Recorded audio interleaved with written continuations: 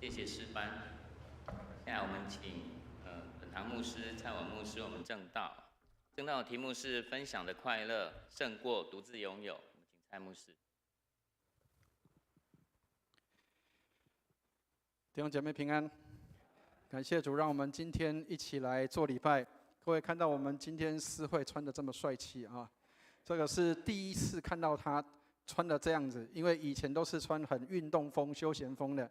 但是为了要诗会要上台，所以他必须要把自己整理好、打扮上来，因为他很看重这样的一个时间。所以上帝帮助我们，让我们能够看重我们来做礼拜的这个时间。我们要来朝见上帝，要来亲近上帝，这是何等美好的事情！好，那开始前先跟大家做这样的一个分享，就是我们的这个4月3号的时候，当大家正在准备要过我们的清明长假的时候，我想这个图片应该大家都很清楚跟知道。4月3号的时候，在花莲有一个很大的地震导致有2间的楼房就倒塌了下来。那当然，其中有一间是这个听说是花莲的唯一的一间的基督教书房就是那个玛纳书房。好，那这一间不是这一间是那个早餐店。但是你可以想象一个事情是，当你要准备吃早餐的时候，突然间地震，然后整个房子塌下来那样的一个情况。本来没事吃早餐，居然就这个地震就来了。我们常常说，我们不晓得明天跟灾难哪一个会事先来到，但是求上帝帮助我们基督徒，我们有盼望。各位知道，曾经在圣经里面也有人问耶稣这样的问题，我相信可能也有很多人会问这个问题，就是难道他们比我们更糟糕吗？所以上帝愤怒临到他们的身上。那我要跟大家先澄清我们在灾难发生的时候，千万不要去定罪别人，说好像别人都比我们不好，或是别人比我们怎么样。因为有很多在教会里面，我们常常有这种酸民，听得懂意思吗？酸民就是常常会去酸人家说，哇，你看他们就是拜偶像他们就是因为怎么样，所以才会怎么样。亲爱的弟兄姐妹，你知道花莲的基督徒比例比很多县市都高哦？为什么？因为很多原住民都是信耶稣的，所以千万不要去认为说好像这是因为上帝的愤怒，所以这个拜偶像的关系，其实不是。真正的原因是什么？圣经给我们很清楚的一个表达，就是我们若是不悔改，都是要如此灭亡的。亲爱的弟兄姐妹，基督徒跟别人不一样的地方是，我知道我离开世界之后我会去哪里。如果你还不晓得你会去哪里，请来找牧师我会跟你做比较详尽的一个说明。但是，亲爱的弟兄姐妹，很多人还没有知道他死后要去什么样的地方，或是他遇到灾难的时候他该怎么办。求上帝帮助我们，让我们能够成为别人的安慰，苦人所苦。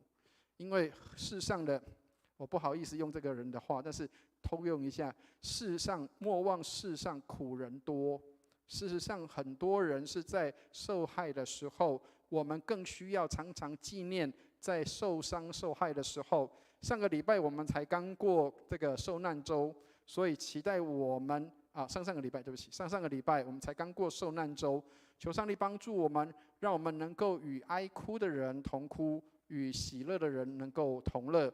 好，所以当这些正在哀哭的婚丧喜庆，一定一起活动。为什么？因为你如果今天我家出事，你不来我家帮忙，下一次换你家有问题，我们就不会过去了。所以，亲爱的弟兄姐妹，为什么彼此跟互相是那么样的重要？每一个人，我们不知道什么时候会遇到需要别人帮助的时候。好，所以牧师要在这边先跟大家做一点工商服务啊。昨天总会才姗姗的来迟，给我们一个信息说，我们可以先收各位的，就是帮助花莲的一个赈灾的一个募款。好，那但是各位我们教会不会那么慢所以要跟大家先说明一下，我们教会有一笔爱心基金，所以我们马上就会启动这一笔爱心基金，就会送过去。那各位，我们从今天开始，我们所收的我们的这个总会的募款，我们要送到总会去的这样的一个募款，那我们会收到4月21号。我们再整笔送到总会去，来帮助在当地的灾民。那我们的4万块是要给这个世界展望会他们来做一些的协助。然后我们的弟兄姐妹收到的这样的一个赈灾的募款，我们会是在4月21号以后统一的交由总会来做安排跟处理。那求上帝帮助我们，每个教会都会有这样的一个社会关怀的这样的一个机制。那求主帮助我们，让我们看到社会的事也是基督徒的事，所以千万不要以为基督徒只有关在门里面，哈利路亚赞美主。其实我们除了关在门里，我们要对在围墙外面的这些的事情要有感。求主帮助我们。也许我们不能做什么，也许我们不能够去为人家做些什么，但是我们可以为他们奉献祷告跟支持。其实我这几天心里面相当的难过。那当然难过不是只有为了这个事情难过，其实更难过的事情是我在牧职的群组，我们的一些牧师的群组里面看到了让我更难过的事情。各位知道那个无感的感觉是什么请跟大家讲一下。有一个牧师他就这样写，他说我们不需要去张扬我们做了些什么因为这个圣经里面说右手做的事情不要让左手知道，听起来很合理吧然后第二个他说为什么会说我们是酸葡萄呢因为在这个讯息之前我写上了，我说有很多的单位比我们基督教更快的去做这些的救灾的工作我说因为我也知道说他们是有一些是叫做表演性质的那但是呢他们至少是比我们快的。好，那就有这个牧师在下面跟我留言写了，他说为什么叫做酸葡萄呢这样有什么好酸葡萄的。好，然后第三个他就写上了说我们以往卫理公会做的社会关怀工作，并没有让福音工作更加的扩展，那为什么我们还要做这个工作？好，那当然我没有办法一一的去破解它，但是要跟各位讲一个事情是，后来我写上的话是这样，我说第一个，最少人家会演戏，但是如果我们连演都不演，那就很糟糕了。亲爱的弟兄姐妹，能够了解牧师要讲的意思吗？别人会演戏，我们说你看人家慈济怎么样怎么样，人家怎么样怎么样。好，人家至少会演戏，但是如果我们连演都不会演，你知道那个很糟糕的。然后第二个，我们常常酸人家葡萄，说你看人家怎么样怎么样，人家那个是表演给人家看的酸葡萄，可是我们自己，我们却一根手指头都不肯动。第三个事情就是，很多人认为说福音工作跟这个教会的福音跟那个社会关怀做结合没有一定看到果效。对，也许是这样，但是如果我们能够有机会，为什么不去做呢？所以，亲爱的弟兄姐妹，这个牧师后来给我写上了一句，他说：没有看到什么果效。后来我告诉他说：亲爱的同工，如果你想要知道第一手的资料，请告诉我，因为我曾经在那样的情况中。各位，我跟我的师母15年前，我们在嘉东，在东港，在88水灾的时候，各位如果还有印象的话，15年前我们还在为了水灾的关系，我们去营救，我们荣光堂也曾经成为中继站去做营救的地方。亲爱的弟兄姐妹，上帝帮助我们，爱心不要只有在嘴巴里面，爱心让我们能够有实际的行动。所以请牧师不是要我们大家全部都到花莲救灾，不要误会我的意思啊。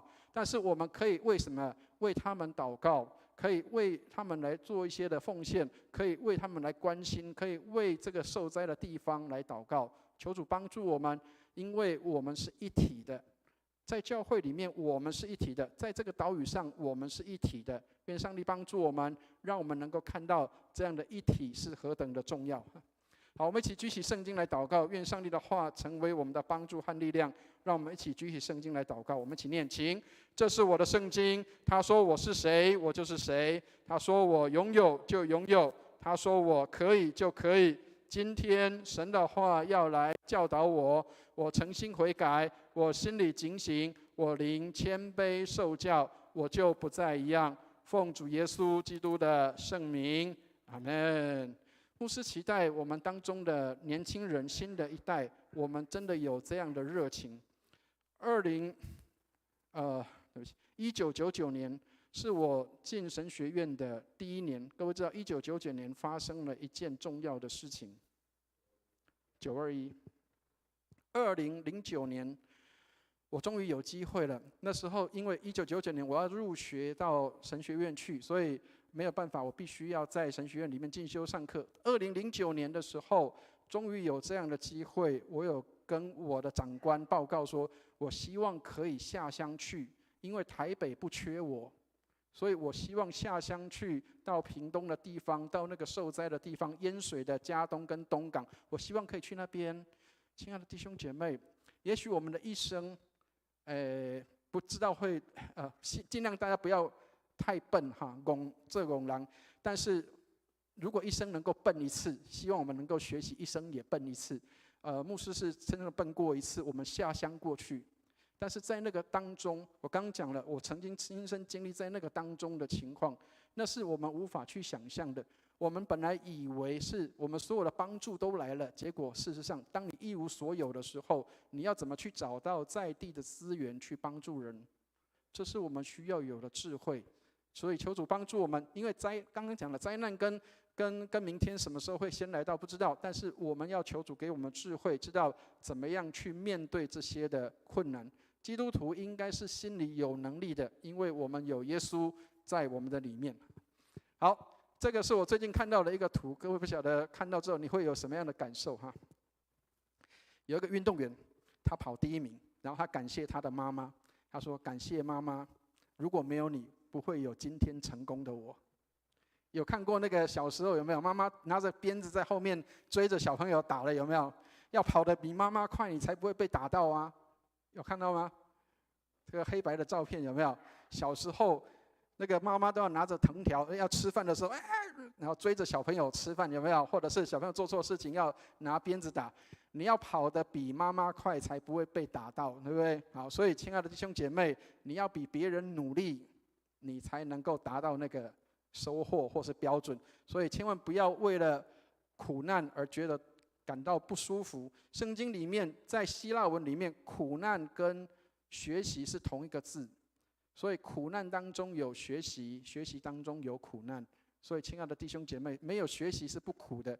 各位，我们在学脚踏车的时候，有没有谁学脚踏车没有车子倒过的？有没有？有没有学走路的时候没有摔过伤的？有没有？都有过。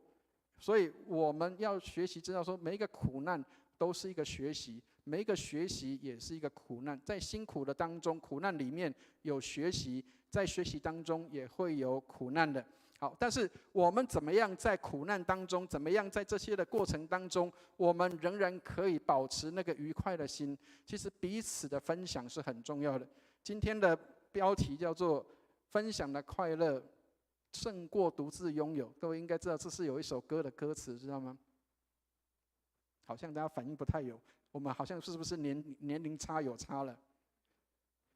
与你分享的快乐胜过独自拥有，对不对？好，请大家看一下这一首谢饭歌，现在卫理女中还在继续唱，在他们在吃饭的时候，一定必要唱这一首歌。各位知道卫理女中他们是要在住校的，学校里面一定会唱这一首歌，在吃饭之前。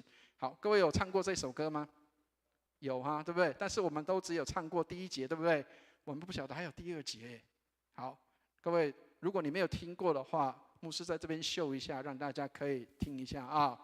好，他是这样唱的：感谢慈悲天上父，赏赐饮食养我们，恳求天父教我们，自己有的分给人。第二节，感谢慈悲天上父，赏赐饮食养我们，恳求神祝福我们，国家老师和家人。阿们。亲爱的弟兄姐妹，你有没有在吃饭的时候祷告？各位知道，很多时候我们都常常觉得啊，吃饭前还要祷告，人家都没有祷告就吃了。亲爱的弟兄姐妹，这是基督徒的专利。你没有看过任何其他的地方或是宗教，他们有这样的习惯。只有基督徒，我们在吃饭的时候会谢饭。为什么？除了感谢我们所吃的饮食，其实我们要感谢谁？感谢上帝给我们有国家、老师跟家人。其中第一节说什么？自己有的分给人。亲爱的弟兄姐妹，这一首歌很有基督徒的精神，因为不是只有我自己，而是我要看到别人的需要。好，所以各位，我们常常说教会，我们一直常常讲教会。那教会跟信仰的关系是什么？好，请大家看一下这个词，这个词是希腊文的词，叫做 ekklesia。ekklesia 意思就是被呼召出来的、被叫出来的一群聚集的人。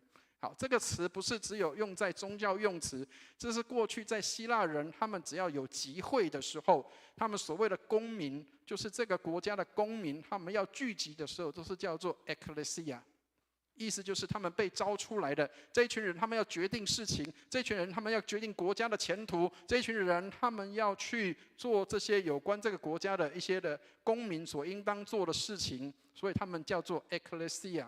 意思就是被呼召出来的人，所以教会其实也是这个 ekklesia， 意思就是被呼召出来的。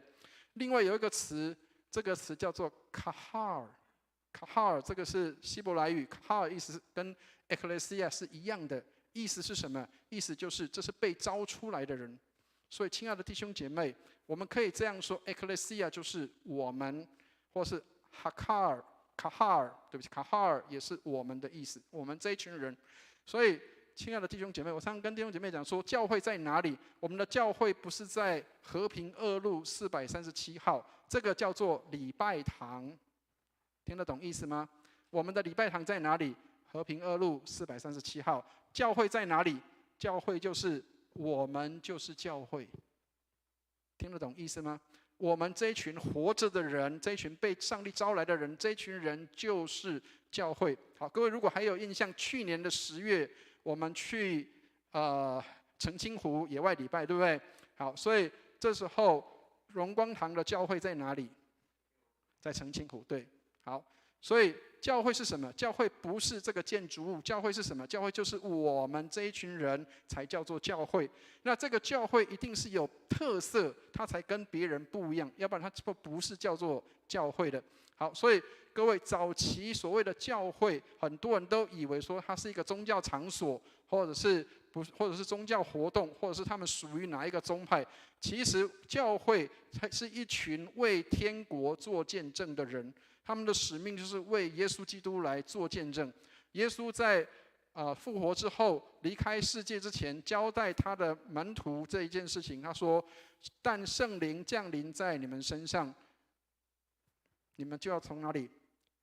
耶路撒冷、犹太全地、撒玛利亚，直到地极，做我的见证。”好，圣灵降临在我们身上，我们要得着能力，对不对？得着能力要做什么？要为上帝来做见证。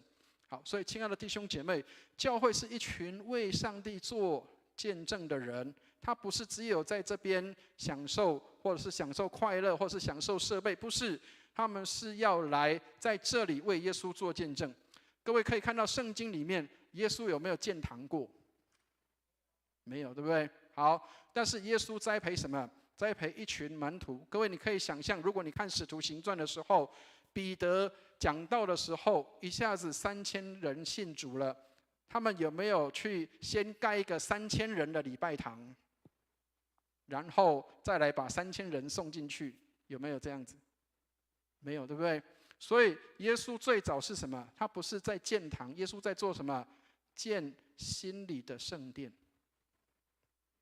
亲爱的弟兄姐妹，能够听懂牧师讲的意思吗？耶稣不是要建堂，耶稣要建什么？心里的圣殿，是耶稣基督圣灵要住在心里的那个圣殿。耶稣没有先建礼拜堂，耶稣先预备了基督徒的心做圣殿，以至于3000人他们常常聚会。这个3000人他们做什么样的聚会？就是我们今天看到的经文里面的东西。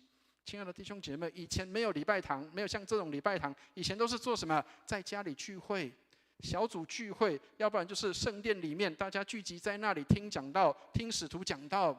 亲爱的弟兄姐妹，没有人先建堂的，建堂是后来的需要。但是在早期的教会里面，没有建堂这件事情，他们只有建立心里的圣殿。好，我们来看一下今天经文里面32节的地方。我们先来看一下32节，一起念来。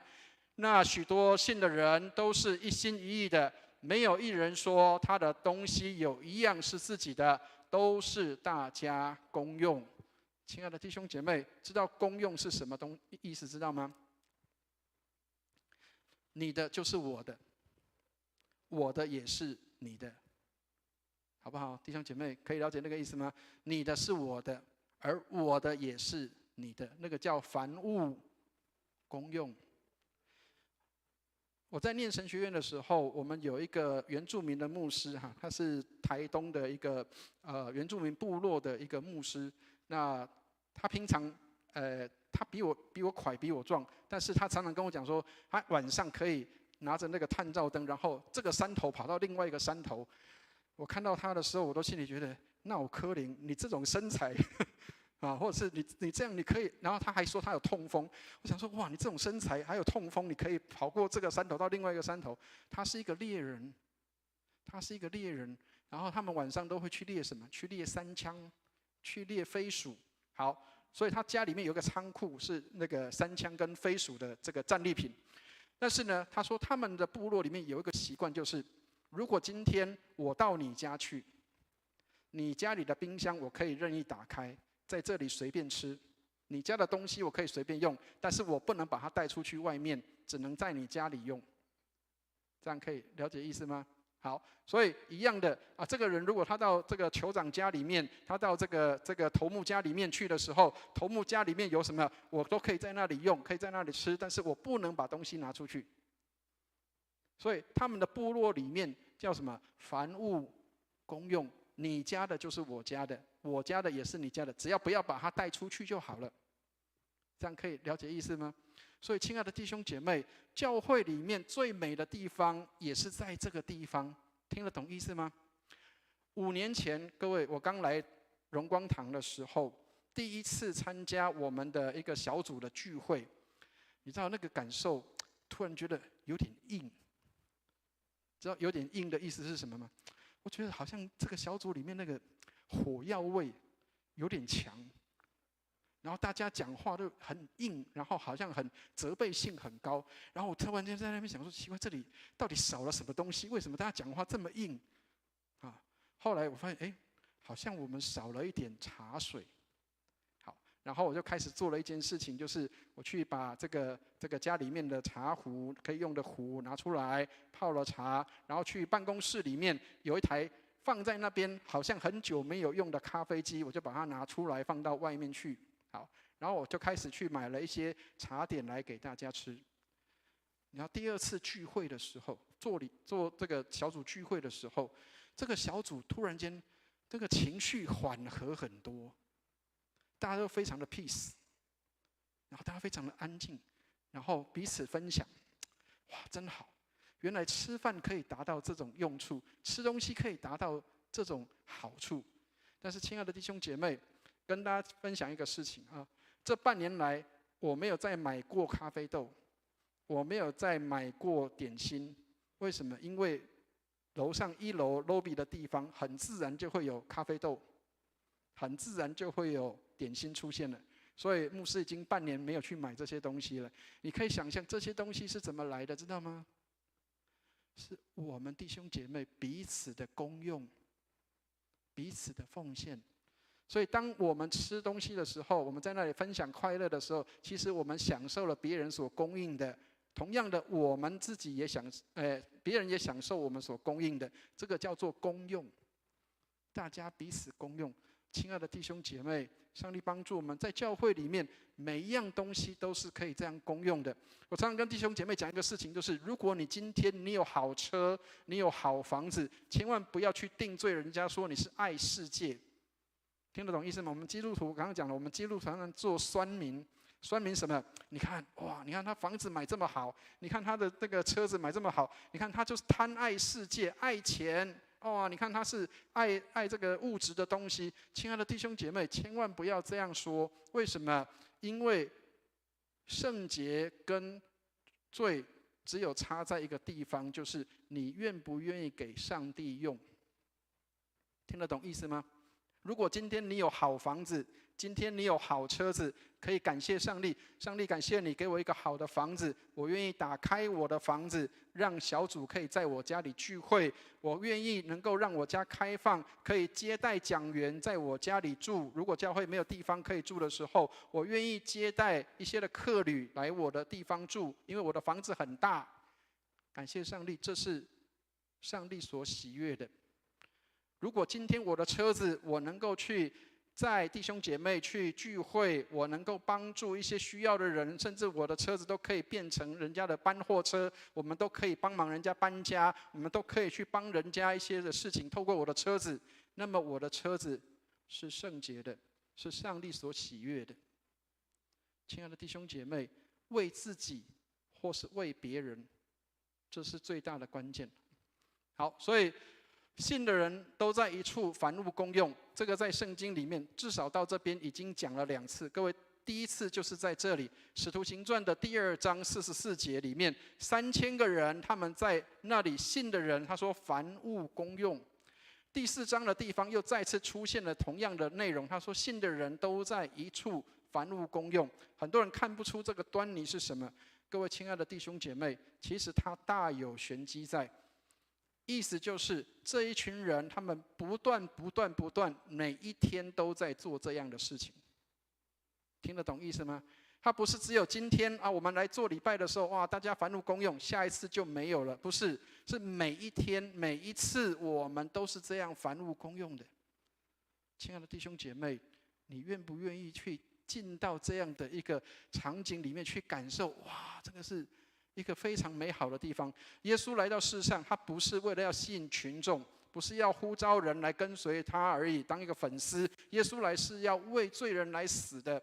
所以我们要去分享的也是这样的一个恩典。上帝透过耶稣基督的死，使我们能够得到救恩，我们也应当与人来分享这样的一个喜乐。所以教会不是什么？教会不是圣人的组织，教会不是一群 holy 的人在那边聚会。教会是什么？我们是一群罪人，我们在这里组成一个教会，因为我们都是蒙恩的。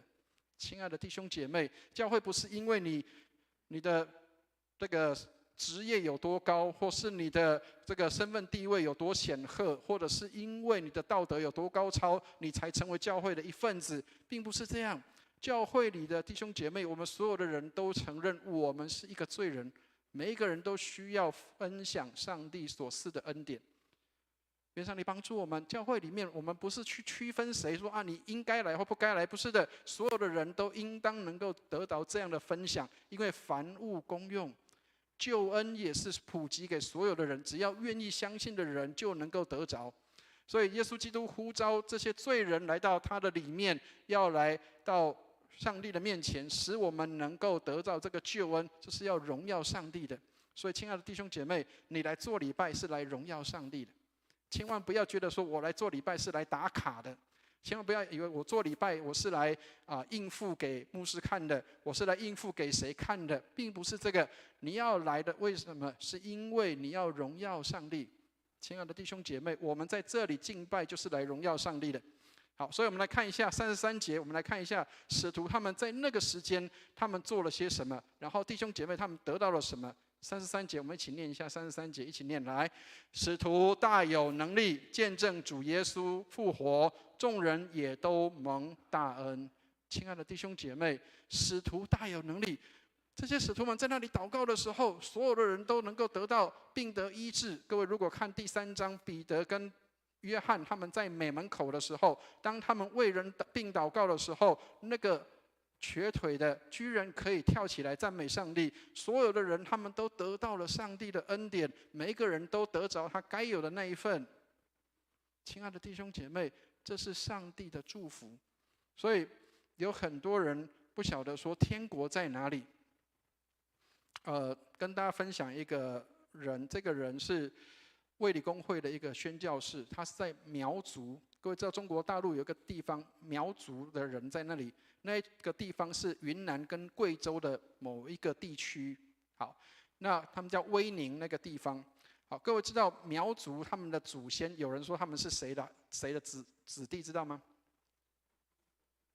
苗族。那各位，我们可能要再重修一下，有一些历史地理的概念了啊。各位有听过那个5000年前有2个部落的大战，一个是黄帝，一个是蚩尤，对不对？好，那苗族人他们被称为是蚩尤的后裔，因为他们是被打败了，然后他们就逃到那个地方去。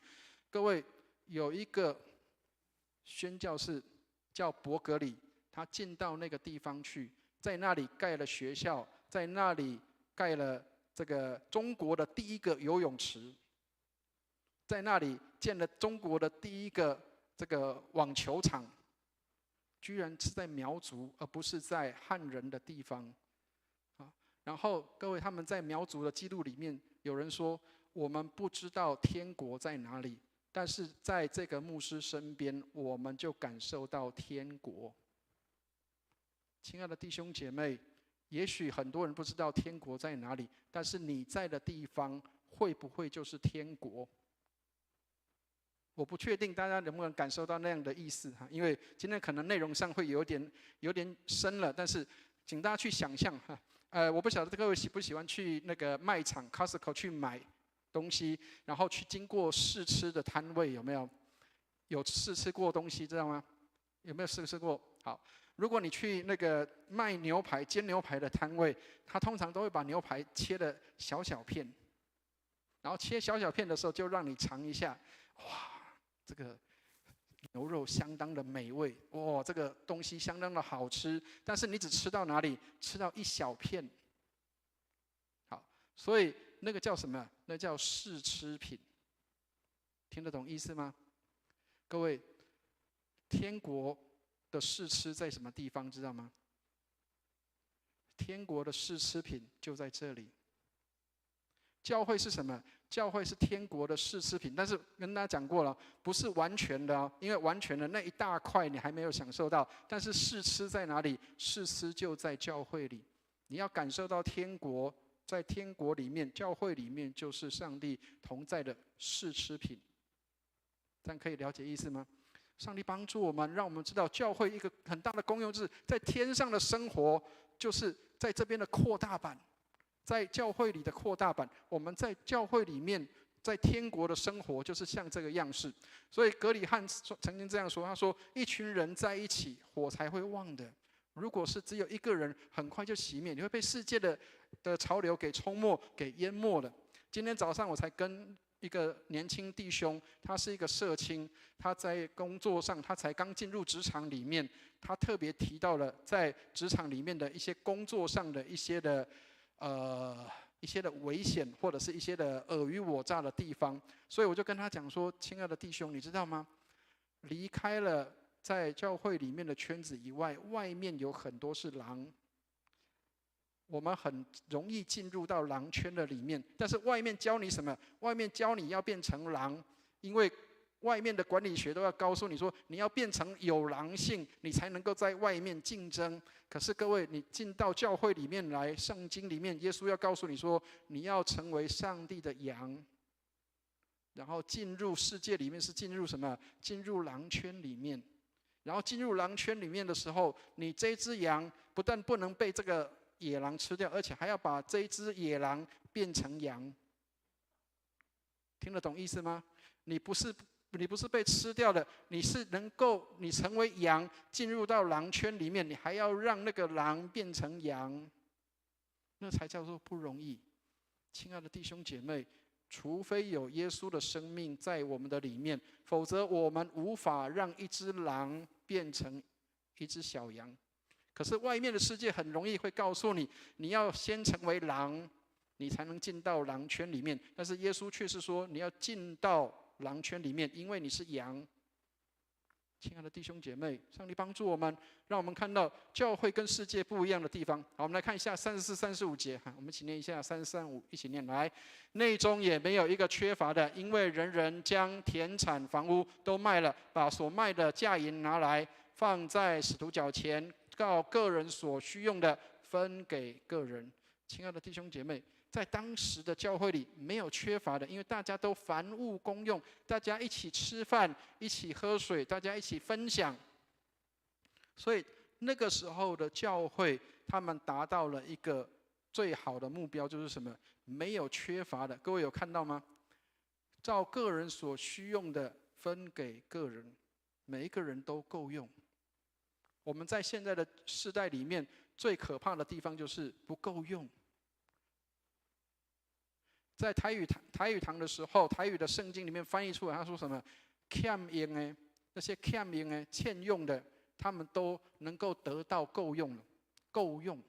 亲爱的弟兄姐妹，你能够想象在教会里面，我们有够用的恩典吗？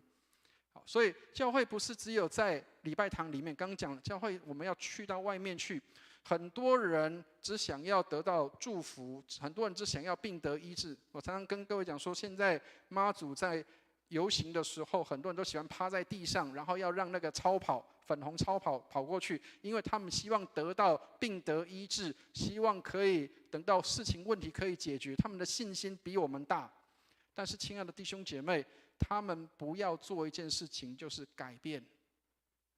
亲爱的弟兄姐妹，然而上帝要我们做一件事情，是你要领受祝福，你要领受医治，你要同时要做一件事，你要带来改变。你要改变你的生命，你要改变你跟过去不一样，你不要在罪的里面，你要成为一个新造的人，这就是改变。你不是在成为一个自私的人，你能够成为一个与人家分享的人，这就是改变。亲爱的弟兄姐妹，成为基督徒最困难的就是这一步，因为我们都喜欢得祝福，但是我们不愿意成为分享快乐的人，不愿意成为分享祝福的人，不愿意成为别人的祝福。然而上帝呼召亚伯拉罕的时候，却告诉他说，你要成为使人得祝福的人。我要祝福你，因为你要成为使人得祝福的人。亲爱的弟兄姐妹，当你能够成为使别人得祝福的人的时候，你同时也在蒙受上帝的祝福。这是上帝要我们做的改变，而不是只是我自己蒙福就好。亲爱的弟兄姐妹，分享的快乐是加倍的多的。好，所以教会里面5个重要的标记。第一个，我们越来越看到耶稣基督的重要，越来越看到耶稣基督才是教会的中心。然后有悔改的心在我们的里面，忠实的在上帝的话语的里面，我们关注神学和教义，看到教会里面的应该是要有规规矩矩的，最后要有什么？爱上帝跟爱人的心在我们的当中。上帝帮助我们，教会应该要有这些的标记，但是不是靠要求来的，是我们需要有基督的生命，有基督的生命，我们才能够行这些的事情。所以，亲爱的弟兄姐妹，当你觉得缺乏爱的时候，你需要的不是去强迫自己挤出爱来，而是要让耶稣的爱充满你的心。你可以求上帝的爱充满你的心，以至于你能够去爱那个不可爱的人。所以教会是上帝所创立的、所统治的一个团体，在教会里面，耶稣基督才是头，才是主，不是哪一个人是头是主。所以上帝的国在哪里？上帝的国不是一个地方，上帝的国是一个关系，是人跟上帝的一个同在的时候。所以上帝国的临在，就是上帝的临在掌管在我们的当中。所以亲爱的弟兄姐妹，上帝的国什么时候来到？当我们愿意降服在上帝的面前，让上帝来管理我们的时候，这时候上帝的国就临到在我们的当中。上帝帮助我们，让我们常常经历上帝的国在我们的当中。好，所以今天的经文给我们几个提醒。第一个，教会是蒙恩的人所结合的，所以千万不要以为教会是都是一群圣人，其实教会都是一群罪人，是蒙恩的罪人。教会跨越这个界限，教会是一个不会去区分你是身份地位高或地位低的，你是男人或女人，你是老年人或少年人，教会里面是一体的，是跨越界限的。第二个，教会里面刚刚那个词 ecclesia， 意思就是有人奉主的名在那里聚会，上帝就在我们的当中。所以亲爱的弟兄姐妹，不要小看你的小组聚会，小组聚会也是上帝同在的时候。所以每一个小组聚会就是 ecclesia， 每一个小组聚会就是礼拜。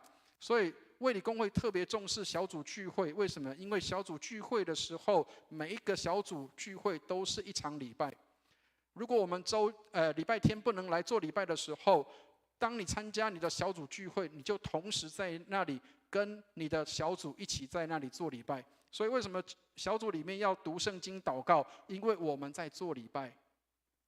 亲爱的弟兄姐妹，小组在做礼拜，所以千万不要觉得小组只是来吃吃喝喝，小组是要来做礼拜的。所以我们来到教会里面，是因为上帝的恩典，我们成为教会，不是因为我觉得我只有罪疚感，我要来求赦罪而已。是我们是一起聚会，是蒙上帝的恩典呼召我们来这里聚会的。第二个，教会是美好跟合一的见证。也许我们的想法，也许我们的做法不一样，每一个人都会有不一样的想法跟做法，但是教会是上帝的家，而且是不配的人的家。我们没有一个人配得上帝的恩典，我们都是不配的人，只有蒙了恩的，我们才能够进到上帝的家里面。所以记得，教会不是你的公司哈，千万不要以服事当作在教会里面的首要。很多人把这个方向搞错了，变成服事才是重要的事情。我只有服事我才来教会，没有服事我就不来教会了。其实不是的，教会不是你的公司，教会是你的家，教会是你的灵性的家，是你要在这个地方跟一群人一起敬拜上帝的地方，而不是只是为了服事。很多人有个错误的想法，就是以为教会来就是要服事，其实不是的。来最重要的事情是享受上帝的恩典，而你领受了恩典之后，你再去服侍人。上帝帮助我们，家是一个讲爱的地方，不是一个讲理的地方。求主帮助我们在上帝的家里面，我们能够彼此分享，跟彼此的相爱。所以教会里面如果能够有彼此的接纳包容，那么教会里面就会有合一跟美好的见证。求主帮助我们，教会里面是没有任何的社经地位的一个区分，或者是没有任何的年龄层的区分，每一个人都可以在这里，甚至连党派都是在这里。不管你的党派是你的政治立场是什么样的立场，在教会里我们都是合一的。很多人都以为说某一个颜色跟另外一个颜色是合不在一起的。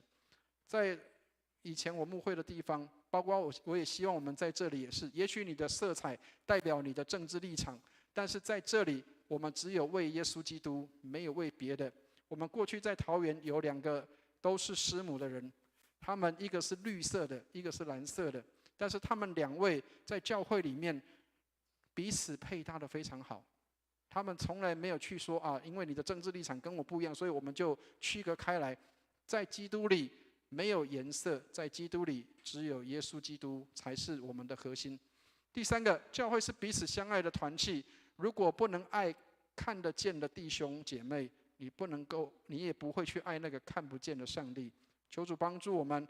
很多人说我爱上帝，但是你从爱你身边的人，就可以看出你是不是爱上帝。你会爱你身边的人，你才会爱看不见的那一位上帝。求主帮助我们，让我们能够真实的爱，而不是只有嘴巴里面的。所以团契是一个相当重要的事情，弟兄姐妹，让我们能够在团契里面享受那个美好的祝福。教会就是一个大的团契，我们的每个小组就是一个小的团契，让我们在团契里面享受那样的美好跟祝福。愿上帝来带领。所以教会是可以让你放下软弱，放下面具，可以做真实自己的地方。亲爱的弟兄姐妹，上帝帮助我们，让我们可以在教会里真的放下面具，可以承认自己的软弱。我常常跟弟兄姐妹讲说，我很喜欢在那个祷告会的时候，希望我们可以分享深一点跟多一点的东西。很多时候我们在小组祷告会的时候，我们只会说啊，我感冒要为我的感冒祷告啊，我的这个工作不顺利，要为我的工作顺利祷告啊，我什么样的事情，就只有为事情，但是我们没有讲到内心的东西。亲爱的弟兄姐妹，如果有一天我们的小组的祷告可以是这样，亲爱的弟兄，我刚刚看到那个美女，心中荡漾了一下。我希望为这个事情认罪祷告。亲爱的弟兄，我刚刚看到桌子上有钱，我很想要把它收在我的口袋里。我要为这个认罪祷告。亲爱的弟兄姐妹，我们的姐妹当中，如果有人会说：“姐妹，请为我祷告。”我觉得我不够爱我的先生。当我的先生在需要我的时候，我却没有去看到他的需要。我不晓得我们能不能够有这样的祷告会在我们的祷告会里面。希望可以有一天，希望祷告会是可以这样子的。求上帝帮助我们。好，所以一个肢体受苦，全部就受苦；一个肢体快乐，全部就快乐。这才是要做教会。愿上帝帮助我们。也许今天拉拉杂杂讲了很多，但是其实我们希望回到教会应该是一个什么样的团体。求主帮助我们，让我们看到回到那个最原始的创造，上帝给我们的这个教会的一个心意是什么。今年是我们教会的59周年，明年我们就60岁了。亲爱的弟兄姐妹，60岁的教会，我们可以给这个社区，给这块土地，我们可以给所在的地方带来些什么？愿上帝祝福我们，让我们的教会不是白占地土在这里，而是我们能够成为一个壮大的树，而且还能够再结实累累，再生出更多更多的这些的小树来。愿上帝帮助我们。我们一起祷告。慈悲爱我们的天父，我们感谢你，谢谢你给我们有这样的机会，能够进入教会这个大的团契里，让我们彼此相爱，施恩看顾。也许我们的爱不够，也许我们有很多地方是缺乏的，愿你给我们满满的爱，好让我们能够有爱，并且付出爱，并且去把爱能够实践出来。谢谢你垂听我们的祷告，让我们的教会使人看见不一样的地方就在这里。感谢你垂听我们的祷告，因为你就在我们当中。祷告奉耶稣基督的圣名，阿们。谢谢蔡牧师的分享。我们一起看新灵粮诗选300首，唱与主合一，请唱第一段。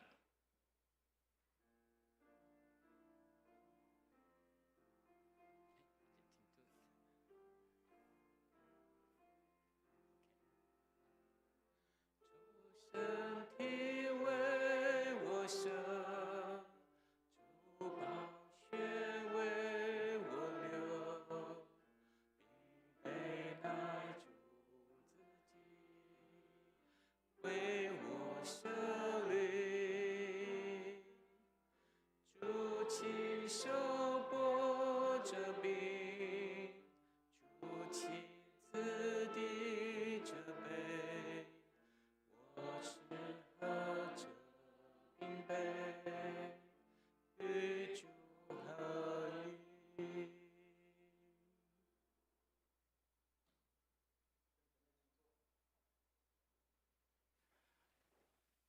我们要来预备圣餐。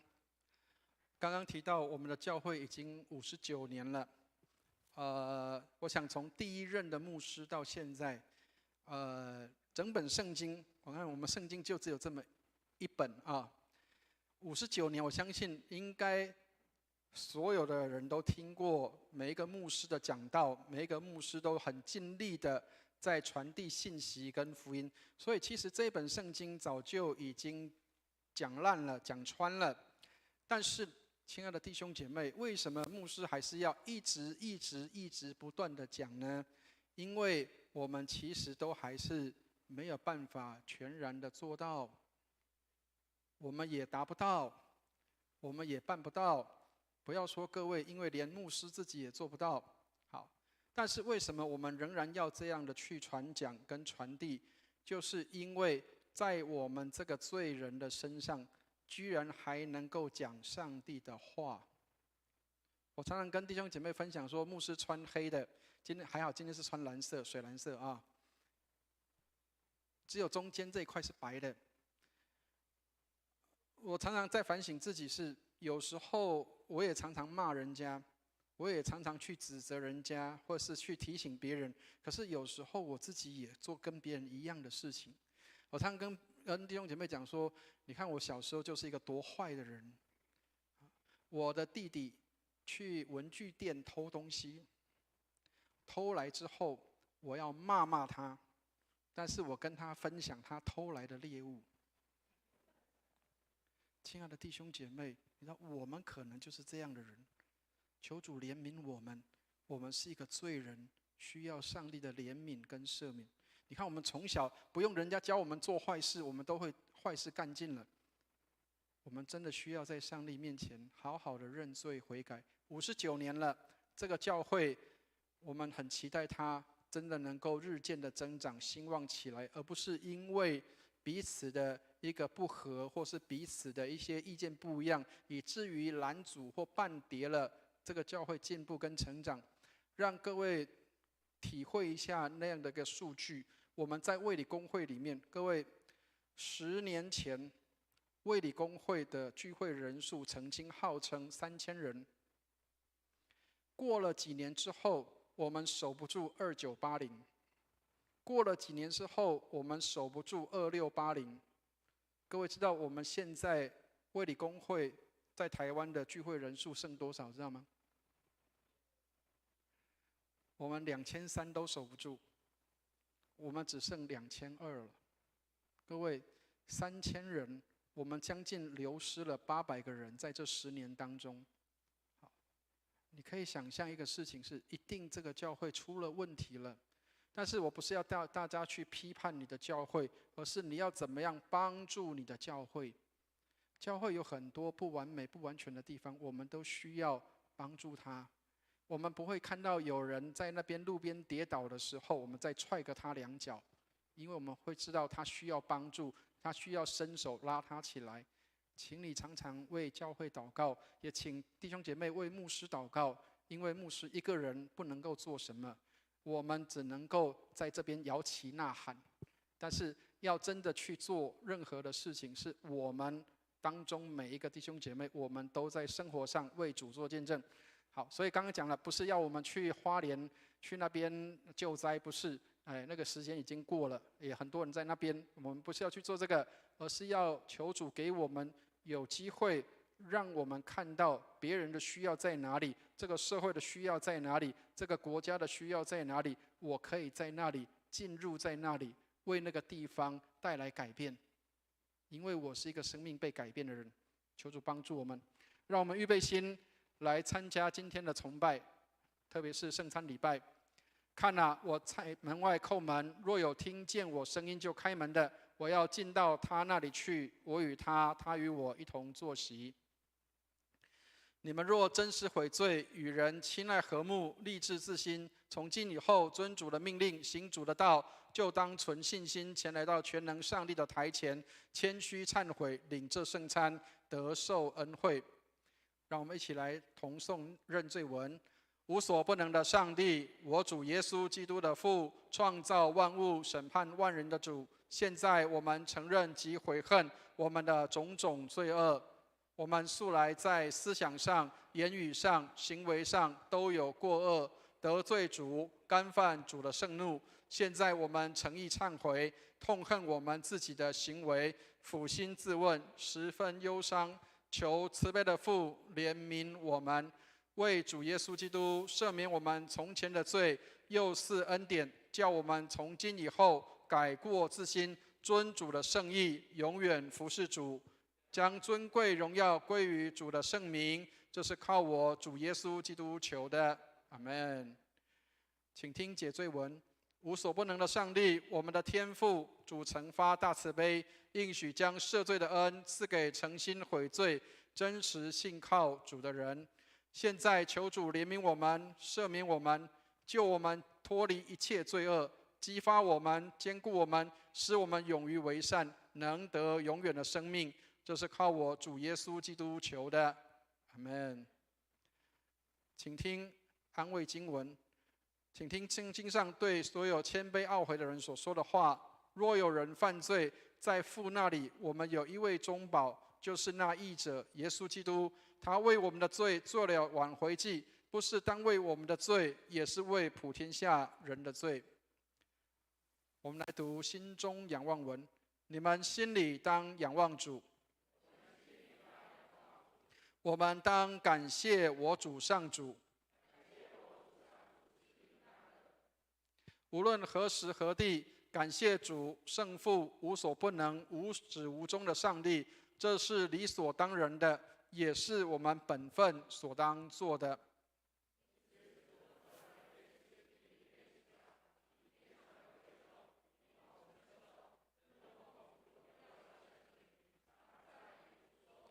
圣哉，圣哉，圣哉！天地万军的主，主的威严充满天地。愿荣耀归于至上的主，阿们。无所不能的上帝，我们的天父，为要救赎我们，曾发大慈悲，使独生圣子耶稣基督在十字架上受死。基督在十字架上献上己身，为世人做完全的祭物，替世界人民赎清罪孽。他又设立圣餐之礼，在福音书中吩咐我们常常奉行，纪念他的受死，直到他再降临的时候。现在我们恭敬伏求慈悲的天父，应允我们的祷告，赐恩给我们，使我们遵着圣子救主耶稣基督的命令，纪念他受死遇害，领受主所赐的这饼和杯，就是领受他的圣体与宝血。主耶稣被卖的那一夜，拿起饼来，祝谢了，就拨开说：“你们拿着吃，这是我的身体，为你们舍的。你们应当如此行，为的是纪念我。”饭后又拿起杯来，祝谢了，递给他们说：“你们都要喝，这杯是我立新约的血，为你们和众人免罪流的。你们每逢喝的时候，要如此行，为的是纪念我。”阿们。让我们一起来同诵谦恭敬主文。慈悲的主，我们到主的圣桌前，不敢靠自己的义，唯靠主的大恩典。唯主永无更改，常施怜悯，叫我们能领受上帝爱子耶稣基督的圣体与宝血，使我们犯罪的身体和灵魂都可被他的宝血洗清，而获得丰富的生命。我们就常住在基督里面，基督也常住在我们里面。阿们。刚刚没有打开来，是因为有弟兄姐妹跟我建议说，牧师，这个千万不要在这个念的时候把这个饼跟杯打开来，免得万一你的口水喷进去的话啊。所以弟兄姐妹，我们的圣餐是很安全的。等一下我们的陪餐的同工，他们也都会把手洗干净，然后再发给大家。所以大家不用担心，我们绝对不会有任何的什么米酵菌酸也不会有什么样的东西在我们的手上。我们一定是干干净净的来发给大家这些的东西请我们的同工到台前来我们预备要分发饼跟杯。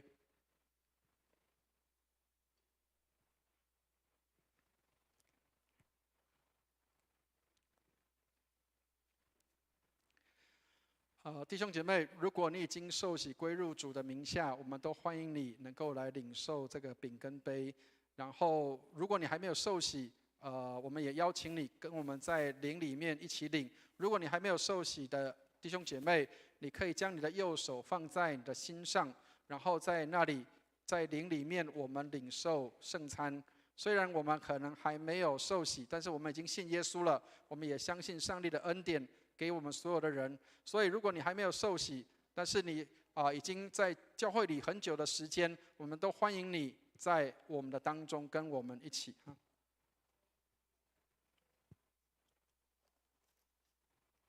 我们的小童工现在也在帮大家喷酒精哈。那等一下我们就请大家能够依序的能够来到我们的台前。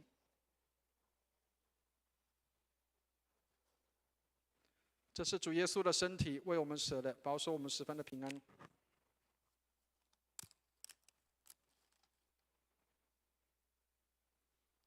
这是主耶稣的宝血，为我们免罪流的，保守我们十分的平安。我先给你们，然后你们再发。主耶稣的身体为你舍的，主耶稣的身体为你舍的，主耶稣的身体为你舍的，主耶稣的身体为你舍的，主耶稣的身体为你舍的。这是主耶稣的宝血，为你免罪流的，保守你十分的平安。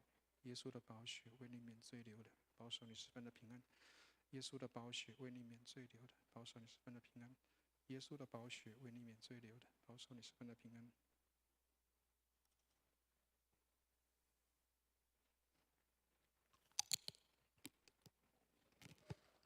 很快，对不对？等一下大家会吃得到啊。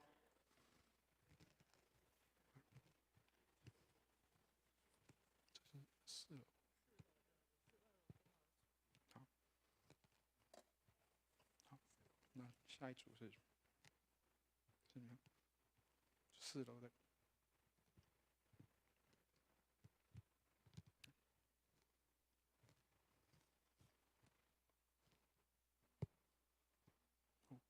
这边没有标哎。好，没关系，就先这样。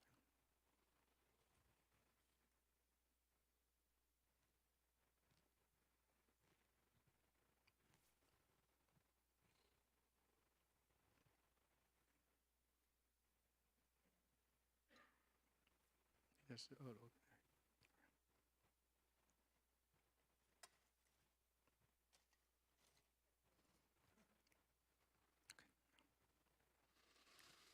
好，弟兄姐妹，如果你已经预备好，我们就可以一起来到台前来领受饼杯。这个饼杯代表就是基督的身体跟宝血。那我们请弟兄姐妹，如果你已经预备好自己，我们就来到主的面前来朝见主，并且领受这个饼杯。这个饼杯是代表耶稣基督的身体与宝血。我们一样请4楼的弟兄姐妹请你移步到我们的3楼来，让我们能够一起来领受这个饼杯。这是主耶稣的身体，为我们舍的，保守我们十分的平安。耶稣的宝血为我们免罪流的，保守我们十分的平安。请让我们的陪餐的同工帮你饼杯沾好，递给你，然后你直接就可以吃了。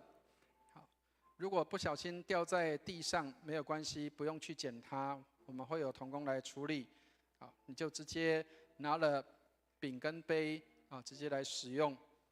这是主耶稣的身体，为我们舍的，保守我们十分的平安。耶稣的宝血为我们免罪流的，保守我们十分的平安。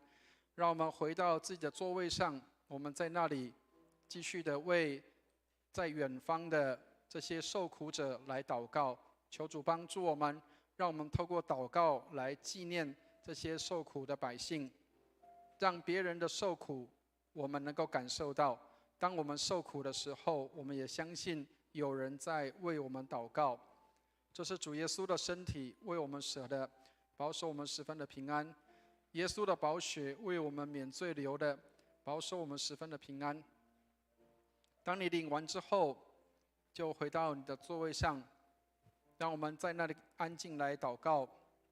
我们可以为我们的家人祷告，为我们的国家祷告，为我们的师长，为我们的公司的主管、老板来祷告，为我们的亲爱的家人祷告，或是你觉得仇恨的人，也为他祷告。让我们能够透过在基督里，我们彼此的原谅跟饶恕，带来蒙恩跟赦免。愿上帝帮助我们。这是主耶稣的身体，为我们舍的，保守我们十分的平安。耶稣的宝血为我们免罪流的，保守我们十分的平安。这是主耶稣的身体，为我们舍的，保守我们十分的平安。耶稣的宝血为我们免罪流的，保守我们十分的平安。让我们在基督里能够领受上帝满满丰盛的恩典。如果你还没有受洗加入教会，那么我们请弟兄姐妹，你也可以拿起你的右手放在你的心上。虽然你还没有受洗，但是你已经信耶稣了。我们相信上帝的恩典一样临到你的身上。愿上帝帮助我们，让我们能够领受这个饼杯，领受上帝丰盛的恩典。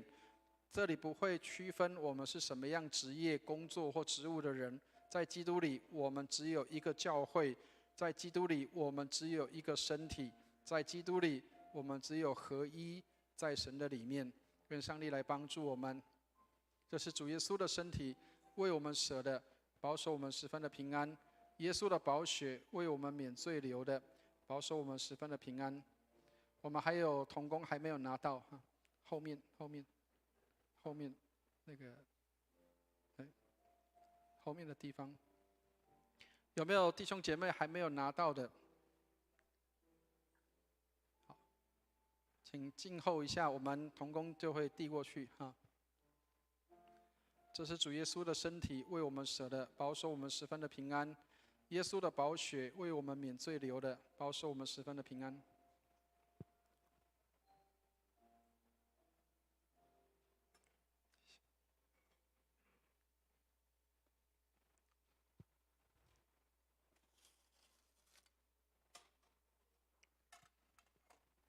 地震，没关系，各位不用害怕，现在是地震哈。求主怜悯，让我们能够知道我们在主里面是有平安的。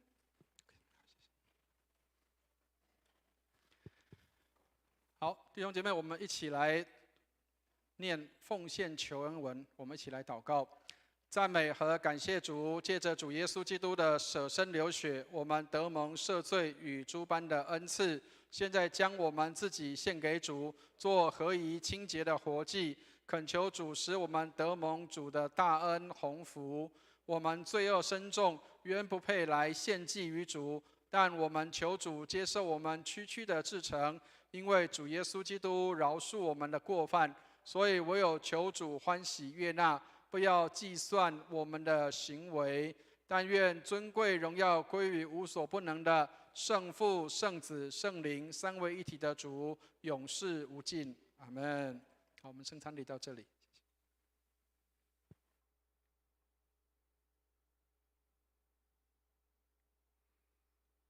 好，我们现在一同起立，我们来唱《新灵粮诗选》300首第2，与主合一第2段。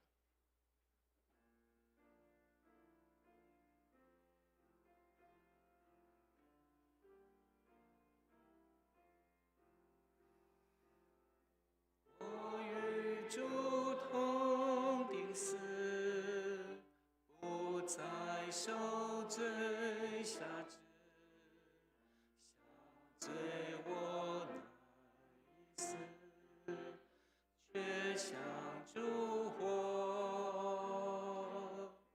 我与主同复活，胜过黑暗权势。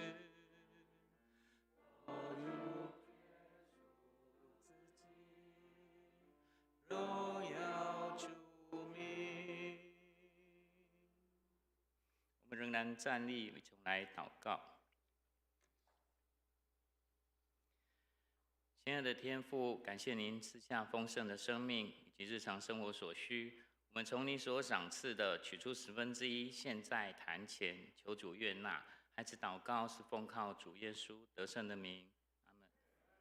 我们请实践的同工到台前来，会众请坐。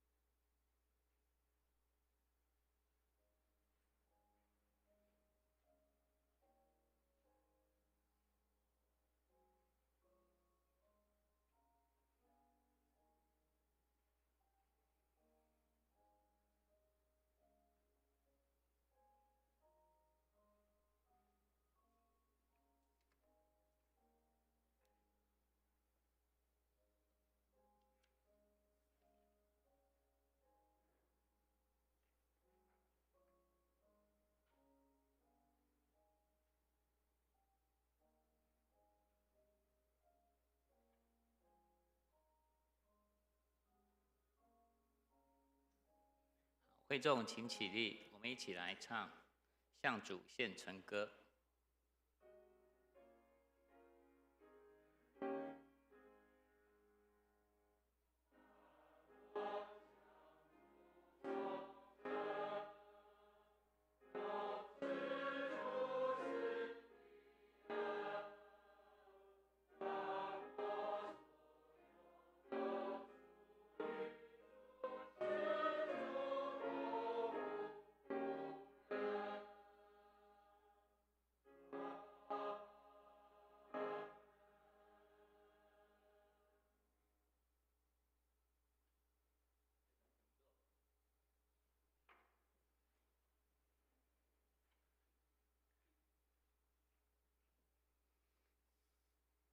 让我们一起来唱《我们成为一家人》。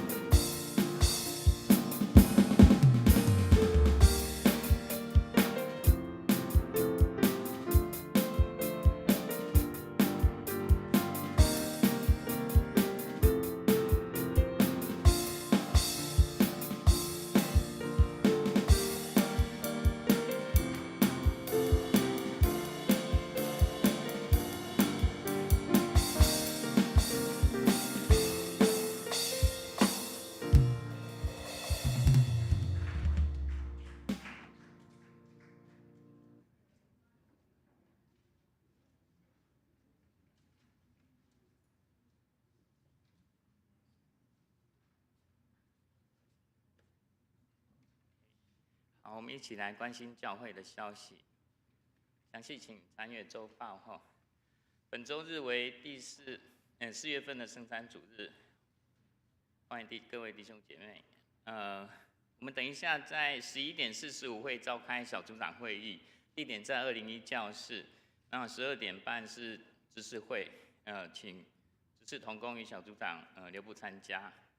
那本周成人主日学暂停一次，4月14日再恢复上课。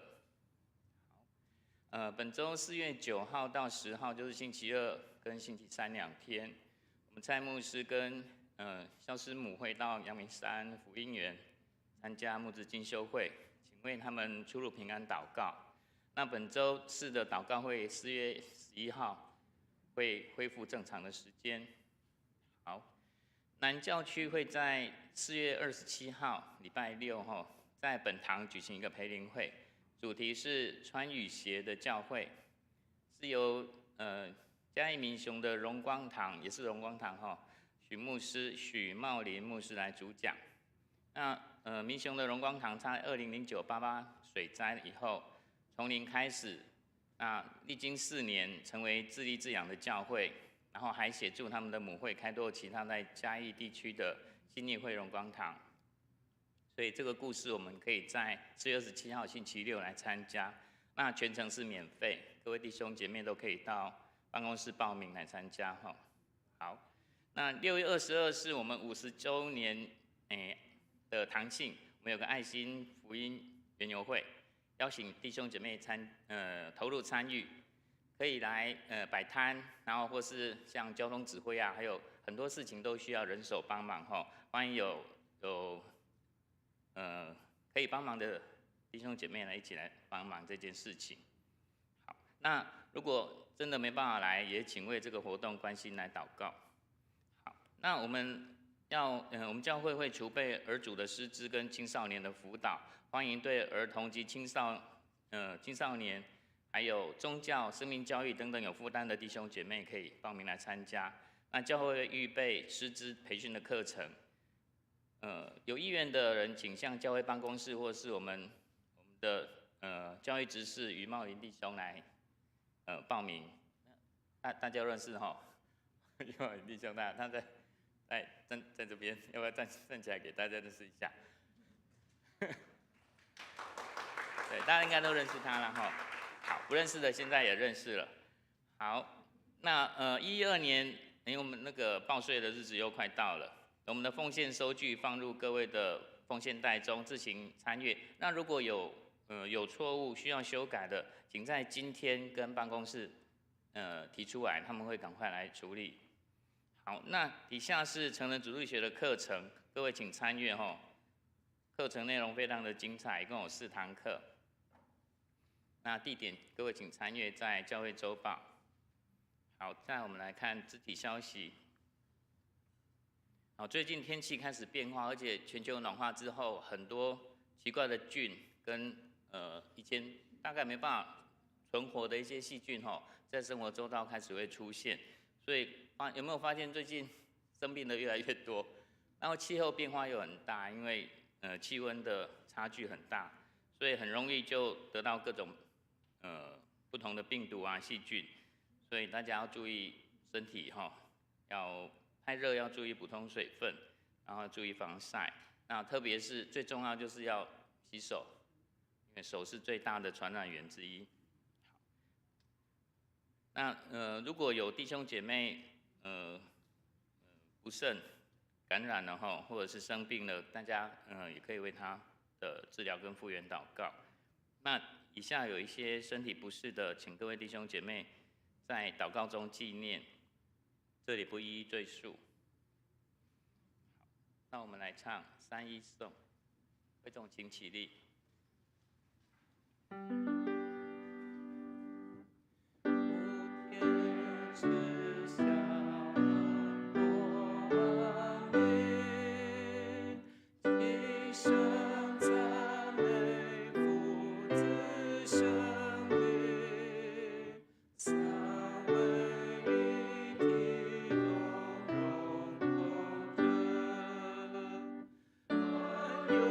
只愿万福。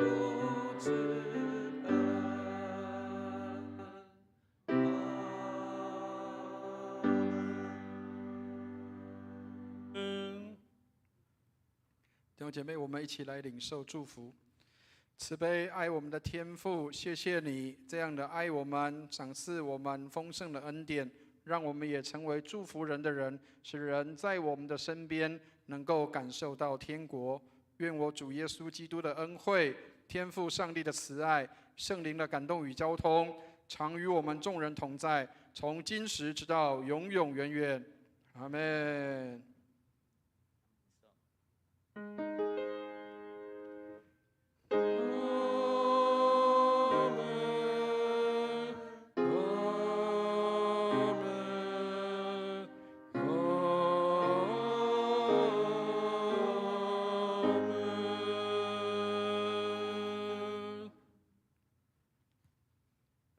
坐。